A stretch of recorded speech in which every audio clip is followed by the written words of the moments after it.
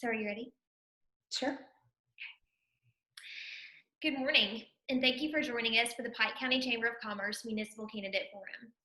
My name is Dana Sanders, and I'm president of the Chamber of Commerce. We would like to welcome District 4 Councilwoman Stephanie Baker. All of the questions that we will ask today have been submitted by members of the Pike County Chamber of Commerce, and I'm the only one who knows which questions have been selected.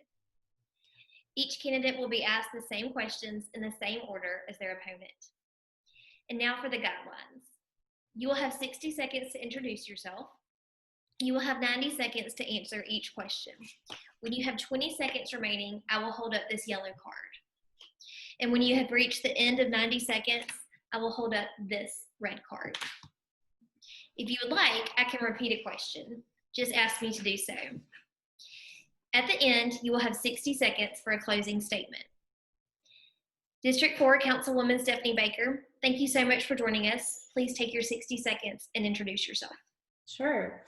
Thank you for this opportunity, first of all. I am Stephanie Baker. I've had the pleasure to serve for the past 4 years on the Troy City Council representing District 4. I am married to Matt for 17 years. We have 2 daughters. I work at KW Plastics, which allows me the opportunity to travel when not in a pandemic anyway, and speak not only about recycling, but really about the pride that I have for our community. I did go off to school to get my degree, and I chose to come back to Troy to live and to work and to raise a family. Really just because I love this place and I love to serve others and use my gifts and talents to make our community a better place for all. Question number 1. Okay. Do you support clawback provisions in economic development agreements? If not, why not? And if so, which specific clawback provisions do you think are important? Sure. I absolutely support clawback provisions in economic development contracts. For anyone who may not be familiar with that term, it's an economic development term. And really what that does is it outlines the expectations that we have as we are recruiting businesses, as we are getting into those stages of incentives. For us, it's insurance.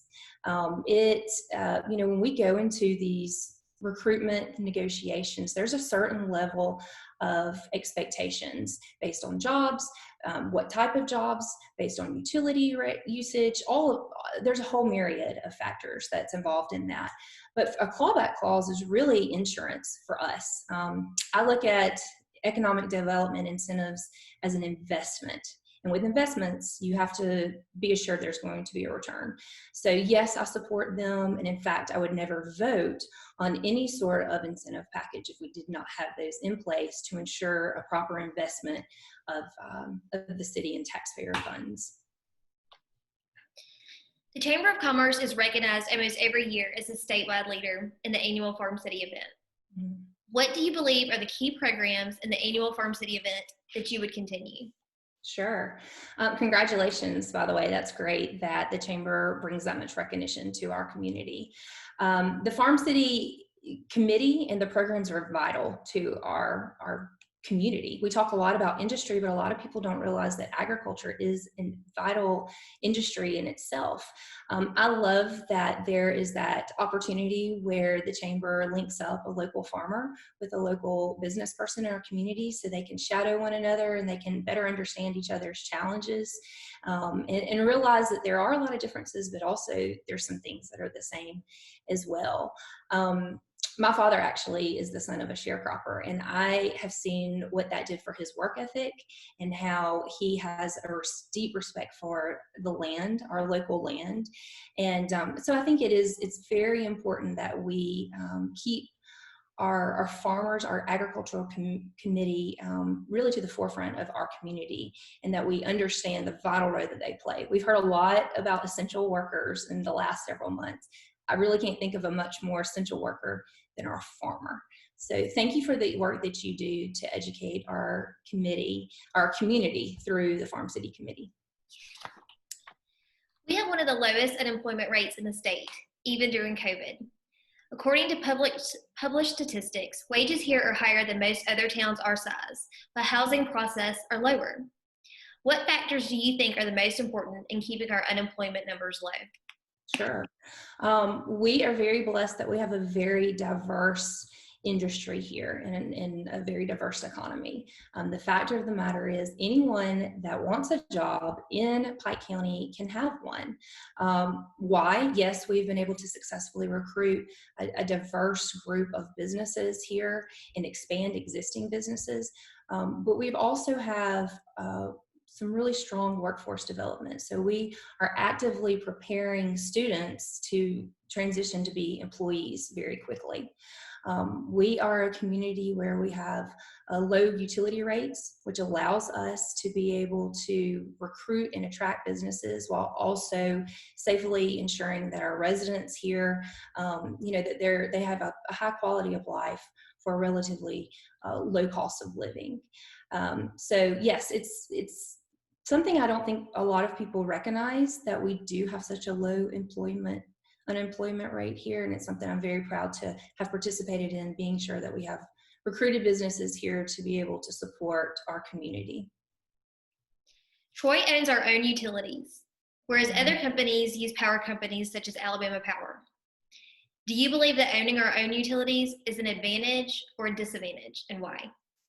It is 100% an advantage to our community. Not only do we have some of the lowest unemployment rates, we have some of the lowest utility rates. I would say even beyond our state, in the nation, perhaps. It allows us to recruit businesses when they see that they can do business well here and pay very little in our utilities. It allows us to have a sense of control over, if it is an outside utility company that comes in and they have a rate change, we just get a bill in the mail, and all of the homeowners are just responsible for paying it. Whereas a city, when we own and operate our own utility system, we have an opportunity when we negotiate contracts to have a say in and what that pricing is going to look like. So yes, the fact of the matter is taxes is what keeps things like our fire and our police department and some of those essential city services working. The light bulbs changed in the street lights, and the roads safe. But having a utility company and the revenue that generates is what allows us to really have enhanced quality of life. We would not have the level of the rec center, for instance, without owning our own utility company. Alabama is currently governed by home rule as a matter of law, and that impacts the ways in which municipal governments in our state can legally govern their towns. Do you support home rule, and why or why not? Do support home rule. No one knows this community better than we do. It's the community that elects us to serve, and that we know our community's values. I'm proud to say that I share our community's conservative values, and I'm thankful that we have that opportunity to directly represent our constituents here. A survey of Troy residents published by the Chamber last year dealt with education. It found that local funding for the Troy City school system was more per student than Enterprise, Coffee, Dale, Ozark, and Crenshaw counties. Given the fact that our local funding is already so much higher, sometimes double what surrounding school systems receive from local funding, would you support a property tax increase to provide even more funding to the schools? No, I would not support a property tax increase. The fact of the matter, and just as you said, we did a study and we discovered that local funding has not declined for our city schools. What has declined, unfortunately, is the enrollment. And the enrollment figures of our students are what is directly tied to state and federal funds. We are doing our part on the city council to recruit businesses, to strategically grow our communities so that our property tax or our property value can increase, that we have more companies that are coming in, more capital investment that's coming in, and so they are paying property taxes, not at the burden of homeowners that are already paying their fair share. So, no, I don't support an increase in ad valorem taxes. Our Troy City schools, yes, they need more funding, they need more help, but the answer is not at the stake of our property owners. It is important for our local representatives to let our state level representatives know what they support and do not support. There is a bill before the Alabama legislature that is being sponsored by Pike County Representative Wes Allen that would ban the prescription of puberty blocking or gender hormone altering medications to children here in Alabama. Mm. Do you support this bill that would prohibit the administration of prescription drugs meant to prepare children to change their biological gender? So I would first say that as a mom of 11-year-old and 14-year-old daughters, I painstakingly sometimes realize that how confusing adolescence can be, how hormones can affect developing bodies, not just in physical ways, but emotional ways as well. I would say as a Christian, I fully believe that children are fearfully and wonderfully made by our Creator, and that God has a purpose and plan for every life, and that He makes no mistakes.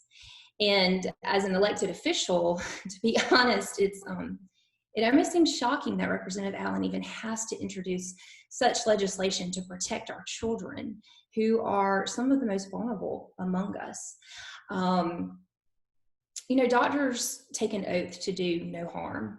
And I can't think of too many more harmful things that a doctor could do to a developing child than to intervene into,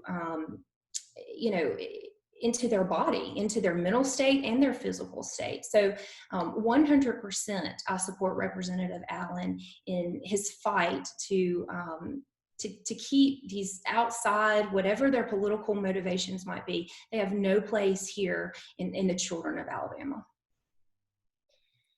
Representative Allen also sponsored a bill which would make the Alabama High School Athletic Association subject to audits by the Office of Public Examiners. Would you support that bill, and why or why not? Sure. I think that the Alabama High School Association, that they do receive taxpayers' monies. They participate in the teachers' retirement system, and they should be treated as other state agencies. 2 years ago, I think we all got a very up close and personal,